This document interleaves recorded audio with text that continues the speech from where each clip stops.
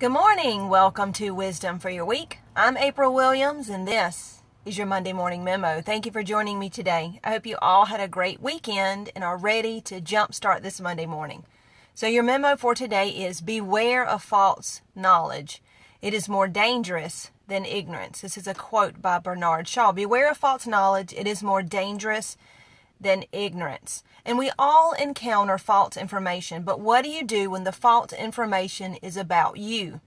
How do you handle a false accusation? Have you ever been falsely accused? It's often stunning when it happens. So this weekend I was cleaning up my kitchen, minding my own business. I had just made a cup of green tea and it was steeping. And I received this really long text just out of the blue from a person that I don't talk to or see very often at all. And the text was just replete with accusations and insults, just out of the blue. So I realized that this person was obviously being influenced by someone else. So when a toxic person can't control you, he'll try to control how others think or feel about you through misinformation or accusations. So I realized that this person was being heavily influenced by someone else. So interestingly, toxic people will project their own character defects onto their victims. They'll accuse their victims of the exact actions they do but deny. So beware of that. Toxic people will project their own character defects onto their victims, and the very things that they do and deny, that's what they'll accuse you of. So how do you handle a false accusation? How do you handle it when someone is just aiming all these false information about you? Well, oftentimes if it's a small criticism, just ignore it. If it's a small criticism, just ignore it. But there are times when you need to address a false accusation. And I know there are times when Jesus stood before the Sanhedrin and he was crucified, he did remain silent. But there were other times when he was accused that he countered with questions of his own. So in her book, Think Like a Queen, Dr. Angel Kreitz gives 3 things to remember when answering a false accusation. I thought this was really good. She tells you to ignore the small criticisms, but to address a false accusation. It's important because it can ruin your reputation. This is a great book, Think Like a Queen, To Be Married to a King. You can get it at angelkreitz.com. But she gives 3 keys. And number 1 is be sure you're accurate. If there is a truth to any degree in the accusation, own that part. So be sure that you're accurate. And if there's any part that is about you, own it. Number 2, accusations usually come from an emotional place. So don't answer from an emotional place. I know that's really hard because when I got this text, I looked at that thing and I said, say what? And it just makes you angry at first, but don't answer from an emotional place. It just makes the whole situation very explosive.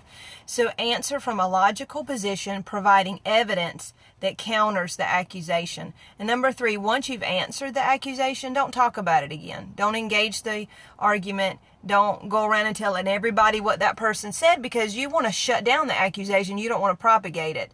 So once you have addressed it, don't talk about it again. So number 1, be sure you're accurate. Own it if there's any truth to it. Don't answer from an emotional situation. Don't answer from an emotional platform. And then once you've answered the accusation, just don't talk about it again. So what I did in this situation is I read it several times because, the first time you read something and you're angry, you don't get all the information of what the person is saying. And I thought, no, I'm going to pause, I'm going to stop, and I'm going to try to gain an understanding. So when I did answer this person, I answered with a series of questions because those who ask questions determine the quality of every conversation.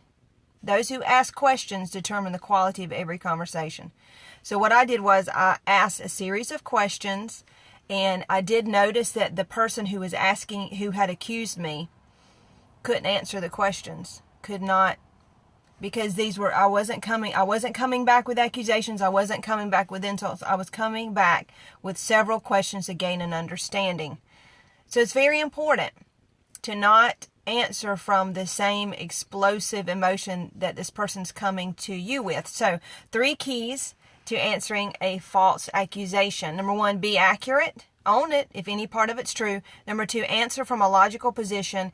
And number 3, I say disengage. Once you've answered the accusation, don't talk about it again. Disengage. And that is your Monday morning memo. How to handle accusations. They will come, but you need to know how to answer them. Thank you so much for joining me. Hey, like and share with somebody that you know that needs to hear this message. Thank you so much to all of those who watch every day. I appreciate you so much. Thank you for liking and sharing.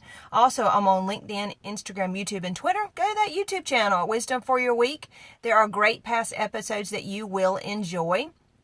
And also go to the website, Wisdom for Beyond. That's FOR, wisdomforbeyond.com. Todd, you saying you can't see or hear any video? Is everybody else the same way? Is anybody else having problems seeing or hearing the video? Let me know, and drop it in the chat box. Let me know.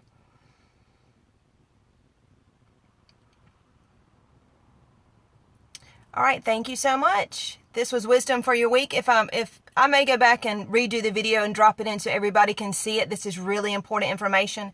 And I do encourage you to go to angelkreitz.com and get her book, Think Like a Queen, To Be Married to a King. Great resource.